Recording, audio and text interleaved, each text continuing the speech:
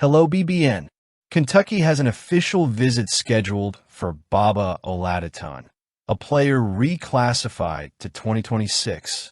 After confirming his visit to Kentucky, can Pope convince him to join the team? Let's see.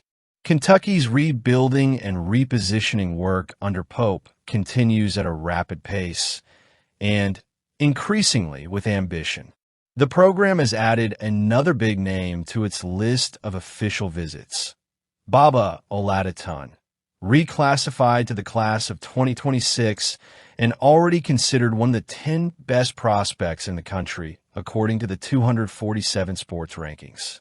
The news that Oladotun will visit Lexington confirms the trend that has been marking the new era of Kentucky basketball. Aggressiveness, vision, and presence in the conversations that really matter in basketball. Oladotun, originally a member of the class of 2027, decided to fast-track his path to college basketball. The reclassification now places him in an elite group with five-star status and coveted by programs like Kansas, Gonzaga, Arkansas, Indiana, Louisville, and Arizona State. Before scheduling his visit to Kentucky, the young man had already visited Virginia Tech, Maryland, and Georgetown, a typical schedule for those who pique the interest of powerhouses and those who know their own worth. But there's something unique about the way Kentucky approached him. Pope's message and the program's practice have been clear. Rebuild the prestige of Wildcats basketball through a modern recruiting philosophy based on versatile, long, and explosive athletes capable of adapting to the dynamics of today's game. Oladotun fits exactly this mold. His combination of size, agility, and body control makes him a potential asset in any system that values transition, perimeter defense, and the ability to create matchup problems on offense. Oladotun's official visit, scheduled for Friday, October 17th, represents more than just an opportunity to get to know the campus. It symbolically reflects a newfound confidence within the program. Kentucky's own visit schedule at this stage demonstrates how Pope is successfully putting the Wildcats back at the center of elite recruiting conversations, something that seemed distant after the turbulent post-Calipari transitions. It's not just about accumulating star names, but about reestablishing an identity. The pursuit of wings like Oladotun shows that the coaching staff understands what the modern game demands and is willing to shape their rosters accordingly. Pope has prioritized athletes with athleticism, versatility, and sharp defensive instincts, traits that have become almost mandatory to compete at a high level. The coach has also been building an active and transparent relationship with young talent, something that has been noted and praised in the recruiting circuit.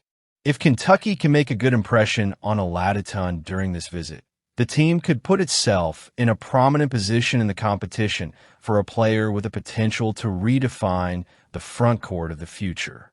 He is, in essence, the kind of talent who carries immediate impact and strategic symbolism.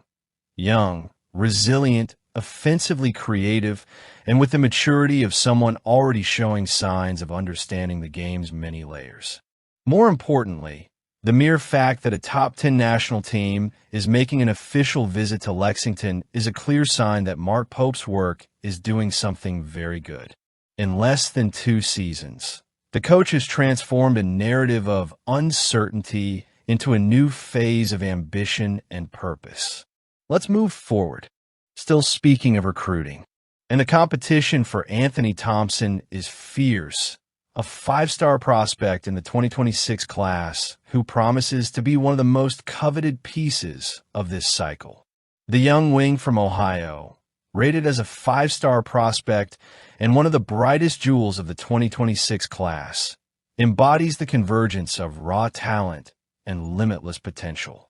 With his impressive athleticism, sharp vision, and ability to score at multiple levels, Thompson isn't just a coveted player. He's a statement of intent. And in the midst of this race, the Kentucky Wildcats are emerging as one of the protagonists, led by manager Mark Pope, whose work has been nothing short of strategic.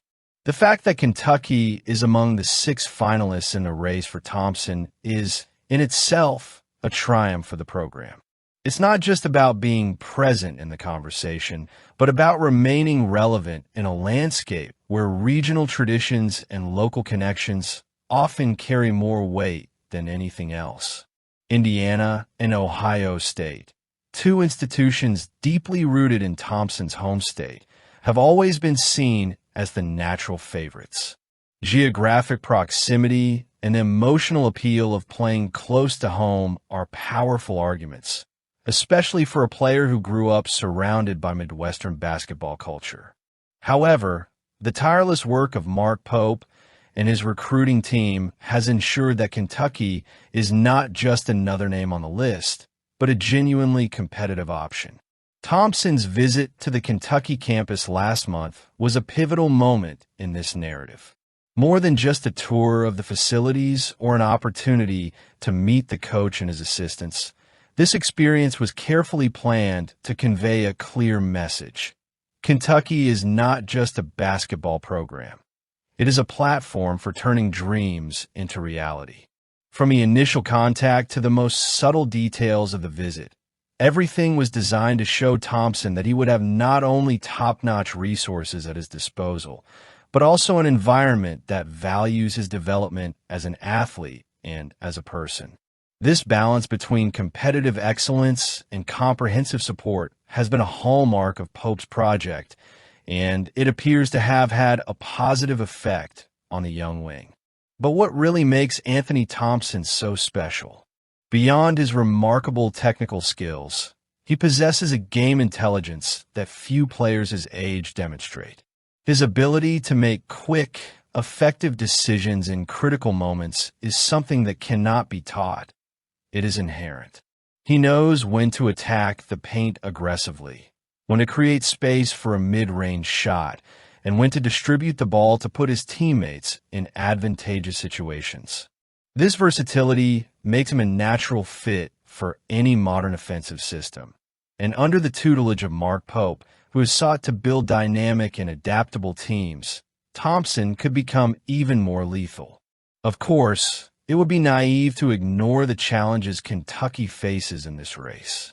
Indiana, fueled by a recent renaissance and a strengthened emotional connection with Thompson, remains a formidable threat. Ohio State, meanwhile, maintains its position as one of college basketball's most traditional institutions, with a passionate fan base and impressive resources. And as rivals Jamie Shaw points out, the Texas Longhorns can't be ruled out either, especially if Thompson decides to leave his home state in search of new horizons.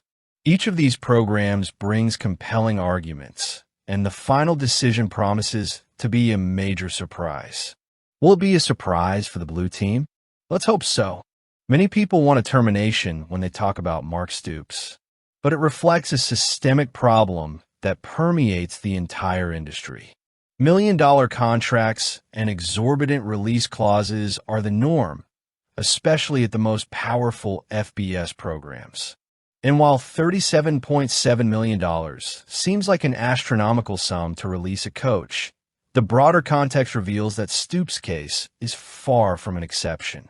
When looking at the numbers presented by USA Today, it's clear that the sums involved in the terminations of coaches like Kirby Smart, $105.1 million, Ryan Day, $70.9 million, and Kalen DeBoer, $60.8 million, raised the bar to almost incomprehensible levels. Compared to these figures, Stoops' termination seems relatively modest. This isn't to say it's a negligible amount. After all, we're talking about resources that could be invested in athletic infrastructure, scholarships, or other crucial aspects of the university. However, when put into perspective, Stoops' termination aligns with current practices in college football, where stability and financial security are priorities for attracting and retaining top-tier coaches. The case of Mark Stoops also illustrates a fundamental point. Hiring and firing decisions in college football are made at specific points in time and based on future expectations. When Stoops signed his contract extension in 2022, he was at the height of his prestige, having achieved 2 10-win seasons with a historically challenged program. This was the dominant narrative at the time, and the contract was designed to reward him for that success while ensuring his long-term tenure. Kentucky, like any other school, knew that offering a hefty deal entailed significant financial risks, but it also recognized that retaining a successful coach is often more advantageous than starting a rebuilding process after an abrupt departure. However, the landscape quickly changed. Kentucky football's recent struggles, both on the field and in recruiting, raised questions about the direction of the program under Stoops. The defense, once a fortress, has lost effectiveness, while the offense continues to stumble due to its own inconsistency. The pressure on offensive coordinator Bush Hamdan is merely a reflection of the broader criticism leveled at the coaching staff. But herein lies another dilemma. Firing Stoops now would be admitting that the investment made in 2022 was premature or misguided. And in an environment where patience is already scarce, such a decision could be seen as an admission of institutional failure. Furthermore, it's worth remembering that BBN has a long memory. The specter of Paul Bear Bryant still looms large over the program, a constant reminder that losing great coaches can have lasting consequences. While Stoops isn't on Bryant's historical footing, his contribution to Kentucky football is undeniable. He transformed a program that for decades struggled to gain a foothold in the SEC into a seasoned contender capable of upsetting traditional opponents and attracting top-tier talent. Firing him now would risk losing not only an experienced coach, but also the continuity he represents. Another point to consider is the financial impact of such a costly dismissal at a time when the sport's economic model is changing. With the introduction of financial compensation for athletes through NIL and other initiatives, universities need to rethink their budgetary priorities. Spending nearly $40 million to fire a coach and then investing additional millions in hiring a replacement can seriously jeopardize a program's financial health, especially in a state where basketball still dominates attention and resources. There's a broader lesson in the contract termination debate. College football is trapped in a cycle of excess. Increasingly long and lucrative contracts are negotiated to protect the interests of universities and coaches, but they also create nearly insurmountable barriers to rapid change. If Kentucky were to decide to fire Stoops, it would be sending a clear signal that immediate results are more important than strategic planning. On the other hand, retaining him despite the current difficulties would be a vote of confidence in his ability to turn things around. The $37.7 million figure isn't just a number. It's a symbol of the complexities and contradictions of modern college football. While some voices call for immediate change, others argue for the importance of giving it time. Share your thoughts.